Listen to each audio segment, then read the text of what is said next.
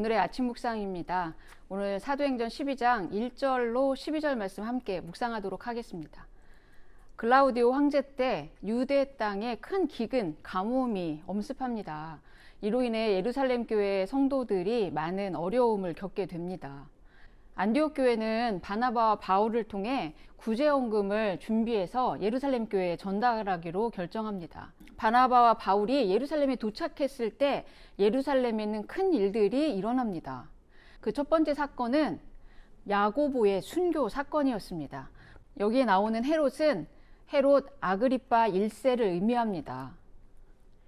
헤롯 아그리파 1세는 우리가 잘 알고 있는 대헤롯의 손자입니다. 로마에 의해서 임명되었던 왕이었고 또 헤롯 가문이 이두메 지역 출신이었습니다. 이 지역은 에돔 족속의 후예들이 살던 지역입니다.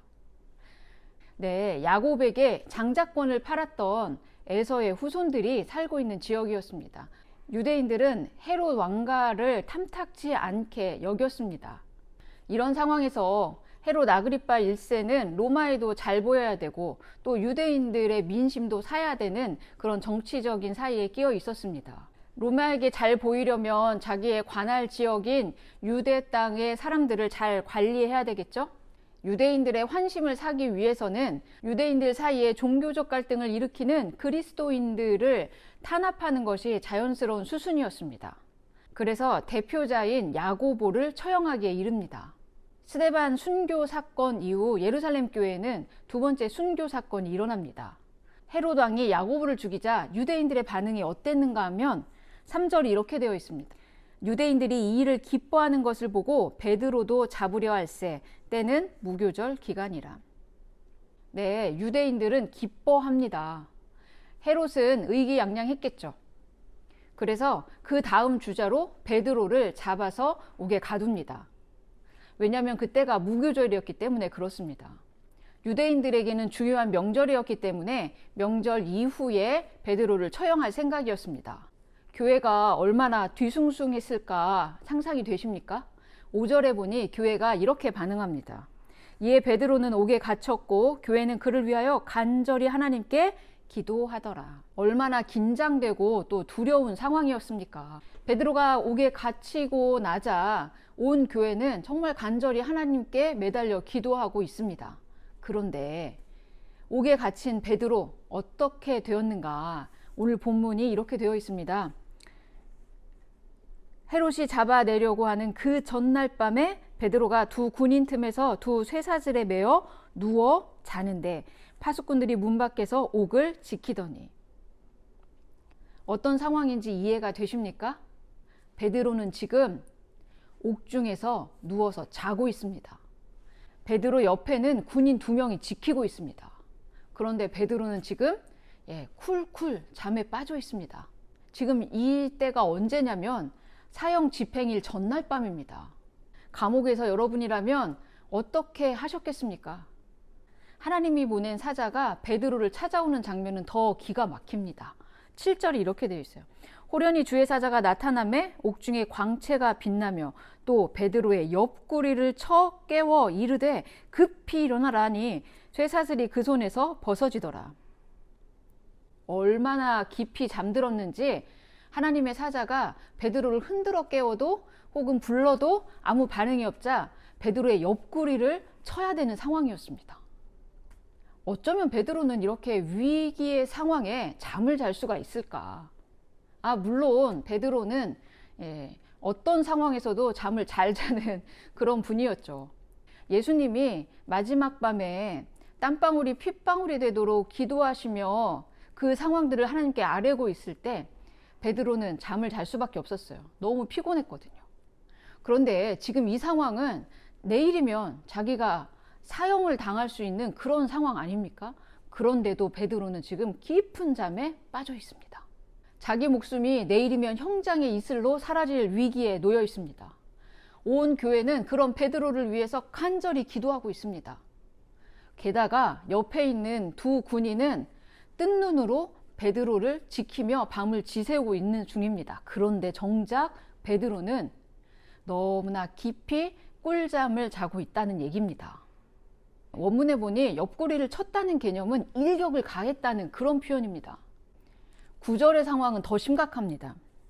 베드로가 나와서 따라갈새 천사가 하는 것이 생시인 줄 알지 못하고 환상을 보는가 하니라. 어찌어찌 해서 천사를 따라 밖으로 나왔는데 이게 꿈인지 생시인지 분간도 못했다는 얘기입니다. 그만큼 비몽사몽간에 이 일을 겪고 있다는 이야기입니다. 잠이 덜 깼다는 얘기입니다. 정말 이거 기적 아닙니까? 잠도 덜 깬 베드로를 천사가 이끌어서 감옥 밖으로 구출해냅니다. 이 장면을 보면 한편으로는 너무 심각한데 또 한편으로는 너무나 재밌습니다.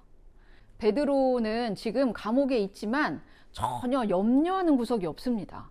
근심, 걱정도 없어 보입니다.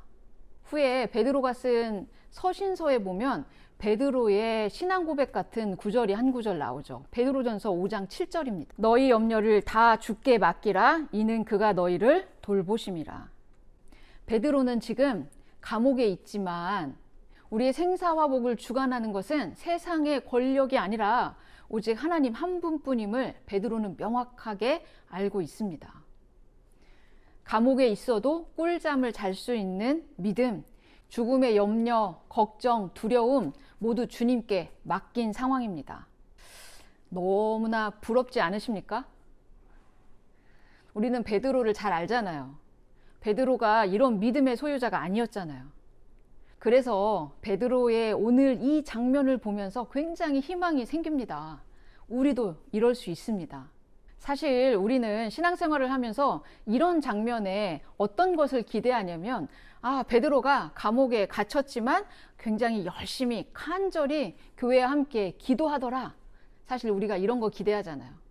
어쩌면 거기서 정말 간절히 기도했어야 은혜가 더 넘쳤을지도 모릅니다. 그러나 오늘 이렇게 어떤 상황 속에도 자기의 죽음을 눈앞에 둔 상황에서도 꿀잠을 잘 수 있는 베드로의 그 믿음이 더 은혜롭지 않으십니까? 이런 등식이 생각납니다. 염려보다 기도가 크다. 그러나 일반적인 이런 등식보다 오늘 베드로의 믿음은 그 적용의 레벨이 더 높습니다. 염려보다 기도가 크고 기도보다 꿀잠 잘 수 있는 믿음. 이런 등식이 생각납니다. 아무리 믿는 구석이 있어도 오늘 베드로의 행동은 정말 최상의 레벨이 아닐 수 없습니다. 여러분, 우리의 삶의 현장 가운데 염려나 걱정, 근심이 그 문제를 해결해 주지 않습니다. 마태복음 6장 27절은 이렇게 말씀하시죠. 너희 중에 누가 염려함으로 그 키를 한 자나 더할 수 있느냐. 베드로는 자신이 당한 상황을 지금 바라보지 않습니다. 두 겹이나 철통 수비되어 있는 감옥을 헤쳐나와 거리에 나왔을 때, 드디어 그 비몽사몽간에 거리로 나왔을 때 베드로가 뭐라고 이야기하는지 보시겠습니까? 11절이 이렇게 되어 있어요. 이에 베드로가 정신이 들어 이르되 내가 이제야 참으로 주께서 그의 천사를 보내어 나를 헤롯의 손과 유대 백성의 모든 기대에서 벗어나게 하신 줄 알겠노라 하니. 유대인들의 기대, 세상 사람들의 기대, 또 권력자의 기대에서 벗어나게 하신 이는 오직 하나님이시라고 고백하고 있습니다. 여러분, 세상의 기대, 공중권세에 잡은 자들의 기대에서 벗어나는 것이 믿음일 줄 믿습니다. 염려와 걱정거리로 잠 못 이루는 밤 지새는 분들 계셨나요?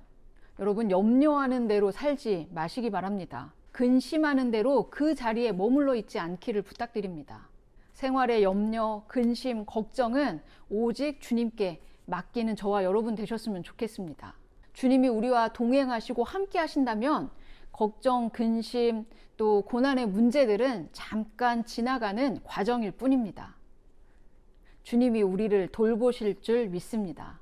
세상 사람들이 생각하는 기준을 뛰어넘고 세상이 말하는 상식을 뛰어넘는 믿음으로 사는 저와 여러분 되셨으면 좋겠습니다. 그리고 염려거리들이 생기면 우리도 예루살렘 교회의 성도들처럼 기도의 자리에 있었으면 좋겠습니다. 염려보다 기도입니다. 근심 대신 기도입니다. 하나님의 일하심은 고난 중에 빛을 발합니다. 그 고난을 통해 하나님은 바나바와 바울 또 예루살렘 성도들을 훈련시키십니다. 동일하게 오늘 우리도 우리의 생활의 염려, 고난 또 근심들, 그 하나하나의 소스들을 통해 우리에게 하실 말씀 있으시고, 염려와 고난과 근심을 주님께 맡기는 믿음으로 우리가 나아갈 때 우리의 모든 삶의 영역에서 주님이 일하실 줄 믿습니다. 우리의 근심, 우리의 염려, 우리의 상황 온전히 주께 맡기는 저와 여러분 되셨으면 좋겠습니다. 잠시 기도하시겠습니다.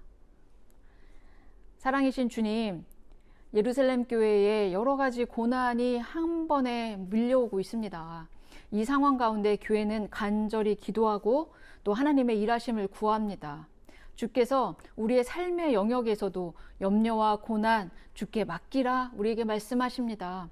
우리도 기꺼이 우리의 삶의 여러 가지 문제들을 나 혼자 짊어지는 것 아니라 주님께 맡김으로 주님이 일하실 수 있도록 그렇게 나의 삶들을 내어드릴 수 있도록 인도하여 주옵소서. 그것이 바로 믿음인 줄 믿습니다. 주님이 일하여 주시고 주님이 승리를 맛볼 수 있도록 인도해 주옵소서. 꿈의 교회 모든 성도들이 이 믿음의 삶 살 수 있도록 주님 역사하시고 강권해 주옵소서. 주님께 모든 것을 위탁드리며 예수님의 이름으로 기도드렸습니다. 아멘.